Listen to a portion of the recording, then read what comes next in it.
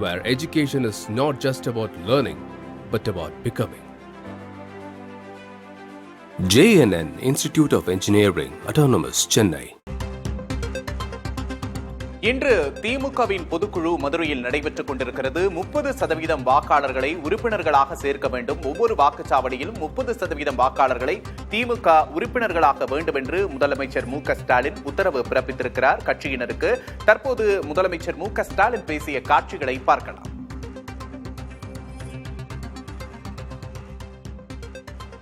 ஓரணியில் தமிழ்நாடு கழக புதிய உறுப்பினர் சேமிப்பு திட்டம், கழக புதிய உறுப்பினர் சேர்ப்பு திட்டம், எல்லாருக்கும் எல்லாம் எனும் திராவிட மாடல் ஆட்சியின் திட்டங்கள் அனைத்தும் சிறப்பாக செயல்படுத்தப்பட்டு வருவதால் ஒவ்வொரு வீட்டிலும் ஒருவராவது ஏதேனும் ஒரு திட்டத்தில் பயனாளியாக உள்ளனர். இத்தகைய நலத்திட்டங்களும் மாநிலத்தின் வளர்ச்சியும் தொடர்ந்திடவும் மாநில உரிமைகளுக்கான போராட்டங்களை உறுதியோடு முன்னெடுக்கவும் நமது மண், மொழி, மானம் காத்திடவும் தமிழ்நாட்டின் அனைத்து குடும்பங்களும் ஒரு குடையின் கீழ் ஒன்றாய் இணைந்து வருகின்ற சட்டமன்ற தேர்தலை எதிர்கொள்ள வேண்டியது காலத்தின் கட்டாயமாக உள்ளது. துளியும் சமரசமின்றி நெஞ்சுரத்தோடு தமிழ்நாட்டின் உரிமைகளை காத்திடும் பொருட்டு ஓரணியில் தமிழ்நாடு என உறுப்பினர் சேர்க்கையை கழகம் முன்னெடுக்க வேண்டும் என இப்பொதுக்குழு தீர்மானிக்கிறது. கழகத்தின் சார்பில் ஏற்கனவே அமைக்கப்பட்டுள்ள பூத் கமிட்டிகள் மூலம் ஒவ்வொரு வாக்குச்சாவடிகளிலும் குறைந்தபட்சம் 30% வாக்காளர்களை கழகத்தின் உறுப்பினராக இணைத்திட இலக்கு நிர்ணயிக்கப்படுகிறது. வீடு வீடாக சென்று அரசின் திட்டங்களையும் உரிமை போராட்டங்களையும் எடுத்து கூறி தமிழ்நாட்டின் வாக்காளர்களை ஓரணியில் தமிழ்நாடு என்ற முன்னெடுப்பில் இணைப்பதற்கான செயல்களை மேற்கொண்டு அடுத்து வரும் 2 மாதங்களில் மாவட்ட, பகுதி, நகர, ஒன்றிய, பேரூர், வட்ட, கிளை கழக செயலாளர்கள் தங்களுக்கு நிர்ணயிக்கப்பட்டுள்ள இலக்கினை நிறைவு செய்திட வேண்டும். அனைத்து சார்பு அணிகளின் நிர்வாகிகள் தொடங்கி பாக முகவர்கள் வரை கழகத்தின் அனைத்து உடன்பிறப்புகளும் இதில் முழு மூச்சாக உழைத்திட வேண்டும். புதிய உறுப்பினர் சேர்க்கை பணியை தொகுதி பார்வையாளர்களும் மாவட்ட செயலாளர்களும் முழுமையாக கண்காணித்து வெற்றிகரமாக்கிட வேண்டும் என இப்பொதுக்குழு தீர்மானிக்கிறது.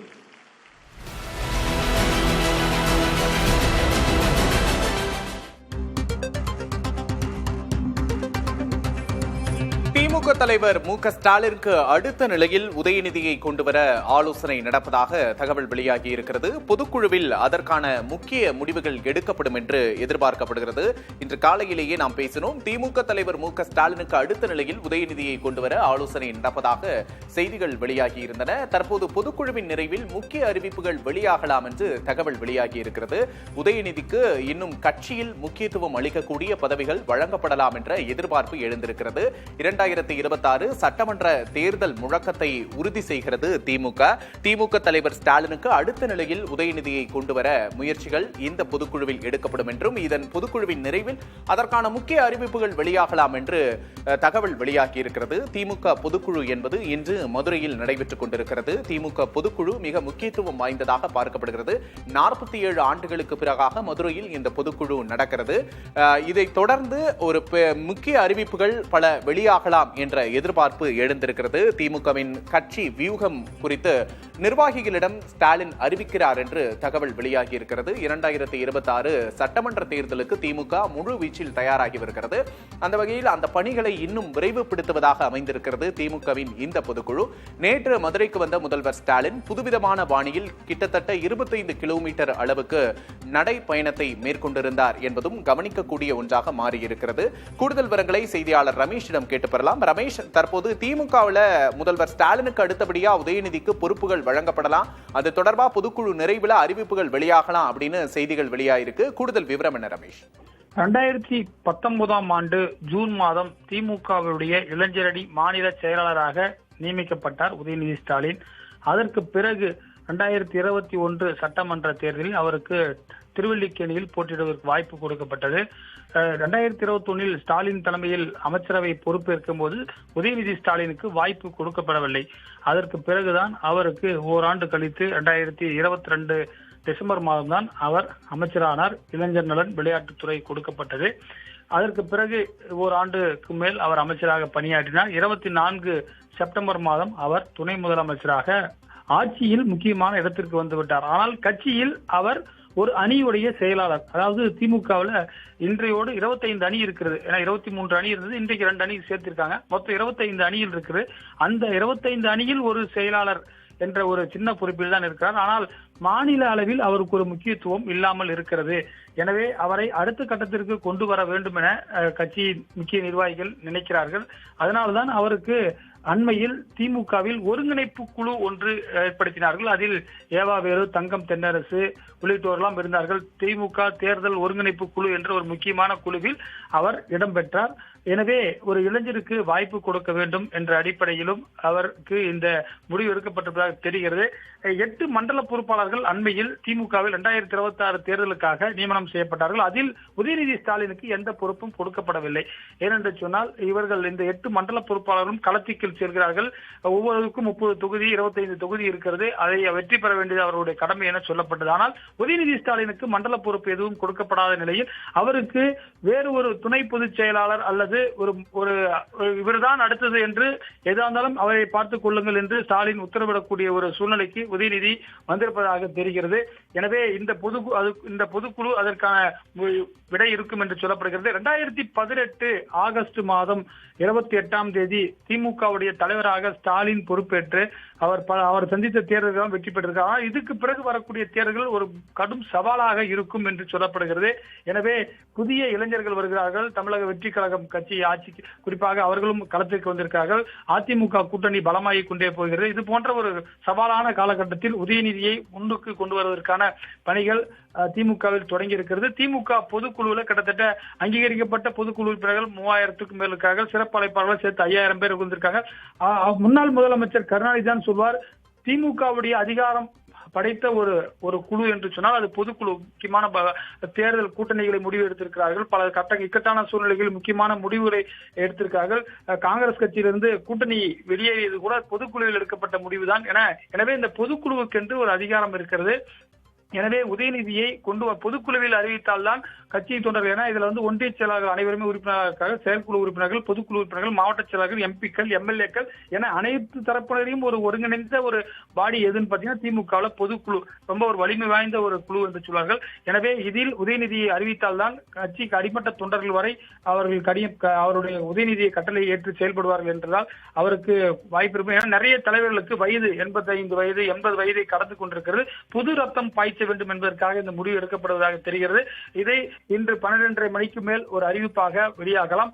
அவருக்கு பொறுப்பாளராக வாய்மொழி உத்தரவாக கொடுக்கப்படுகிறதா அல்லது துணை பொதுச் செயலாளர் என்ற நிலைக்கு உயர்கிறாரா என்று சொன்னால் இந்த இப்ப கூட பாத்தீங்கன்னா மேடையில அணி செயலாளர்கள் யாருமே கிடையாது. 25 அணியிலுமே கீழே தான் அமர போறாங்க. மேடையில அமர வேண்டிய முக்கியமான பொறுப்பு என்று சொன்னால் அதுதான். ஏன்னா ஸ்டாலின் 2006 காலகட்டத்தில் துணை பொதுச் செயலாளர் இருந்தார். கொஞ்சமா படிப்படியா இளைஞரணியிலிருந்து துணை பொதுச் செயலாளர் இருந்தார். அதுக்கப்புறம் பொருளாளர் ஆனார். அதுக்கப்புறமா செயல் தலைவரானார். அதுக்கப்புறமா தலைவரானார். எனவே படிப்படியாக உதயநிதியும் முன்னுக்கு கொண்டு வர வேண்டும். இளைஞரணியிலிருந்து துணை பொதுச் செயலாளர், அதுக்கப்புறமாக பொருளாளர், அதுக்கப்புறமாக உயர்ந்த இடத்துக்கு கொண்டு வருவதற்கு திமுக திட்டமிட்டிருக்கு. அதற்கான ஒரு முக்கியமான ஒரு கால்கோல் நிகழ்ச்சியாகவும் இந்த பொதுக்குழு பார்க்கப்படுகிறது. இதற்கான உத்தரவு அறிவிப்பு இன்னும் ஒரு 2 மணி நேரத்தில் நமக்கு கிடைக்க வரும் என்று தெரியலாம். நிச்சயமாக ரமேஷ், திமுக தலைவர் ஸ்டாலினோட மகன் என்பதாலேயே அவருக்கு அடுத்தடுத்து பொறுப்புகள் வழங்கப்படுது, சட்டமன்ற உறுப்பினர், அமைச்சர் அடுத்தடுத்து பொறுப்புகள் வழங்கப்படுது அப்படின்னு ஒரு விமர்சனம் முன்வைக்கப்படுது. இதை எதிர்க்கட்சிகளும் தீவிரமா இந்த விமர்சனத்தை கையில் எடுத்து முன் செல்றதையும் நம்மளால பார்க்க முடியுது. அப்படி இருக்கும்போது இந்த அடுத்த கட்ட நகர்வு அப்படிங்கிறது விமர்சன ரீதியா இந்த மாதிரியான தாக்கத்தை ஏற்படுத்தும், கட்சிக்குள்ளேயும் சரி வெளியேயும்.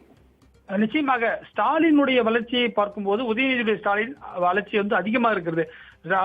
ஸ்டாலினை பொறுத்தவரையிலும் பாத்தீங்கன்னா 1989 எம்எல்ஏ ஆனாலும் கூட அவருக்கு முக்கியமான பொறுப்புகள் எல்லாம் கொடுக்கப்பட்டது 2006 காலகட்டத்தில். 20-25 ஆண்டுகள் அவர் வந்து எம்எல்ஏவாக பணியாற்றினார், இளைஞர் அணியில் இருந்தார். ஆனால் உதயநிதி ஸ்டாலின் பாத்தீங்கன்னா அவருடைய கிராப் எடுத்து பாத்தீங்கன்னா 5 வருஷத்துல ஒரு மிகப்பெரிய ஒரு வளர்ச்சி இருப்பதை நம்மால பார்க்க முடிகிறது.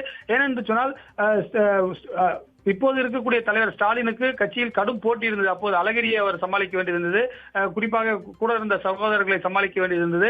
கட்சியில் சீனியர்கள் ஆர்காட்டார் இருந்தார், துரைமுருகன் இருந்தார், இவர்களெல்லாம் சமாளித்து விட்டு பேராசிரியர் இருந்தார். இவர்களுக்கெல்லாம் மீறி அவரால் பண்ண முடியல. கலைஞரும் அவருக்கு முக்கியத்துவத்தை உடனடியாக கொடுக்கவிடவில்லை.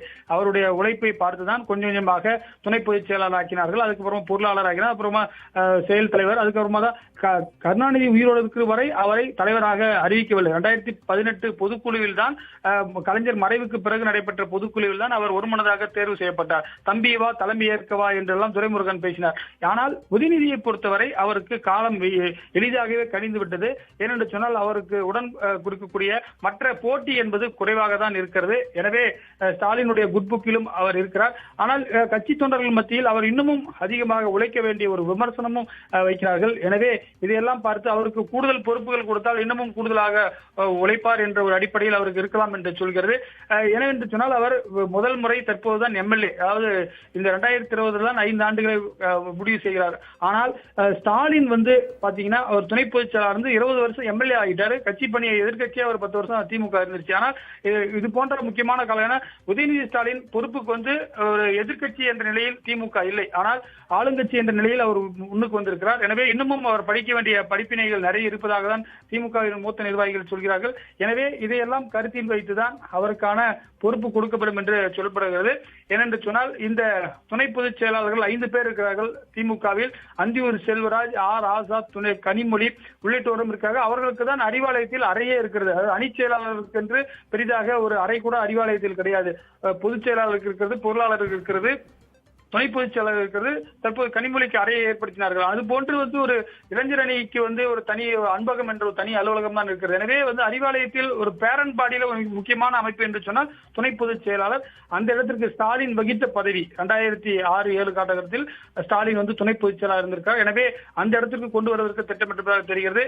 இதையெல்லாம் இன்றைக்கு பொதுக்குழுவில் எடுப்பார்கள். பொதுக்குழுவில் இருக்கக்கூடிய நிர்வாகிகள் எந்த அளவுக்கு ஆதரவு தெரிவிக்கிறார்கள் என்ற விவரம் நமக்கு இப்போதுதான் தெரிய வரும். நிச்சயமாக ரமேஷ், 2026 தேர்தலை முன்வைத்து துணை முதலமைச்சர் உதயநிதி ஸ்டாலினுக்கு கட்சியில் முக்கிய பொறுப்புகள் வழங்கப்படலாம் என்ற எதிர்பார்ப்பு எழுந்திருக்கிறது. இன்றைய பொதுக்குழு கூட்டம் நிறைவு பெறும் தருணத்தில் அதற்கான அறிவிப்பு வெளியாகலாம் என்றும் எதிர்பார்க்கப்படுகிறது. Where education is not just about learning, but about becoming. JNN Institute of Engineering, Autonomous, Chennai.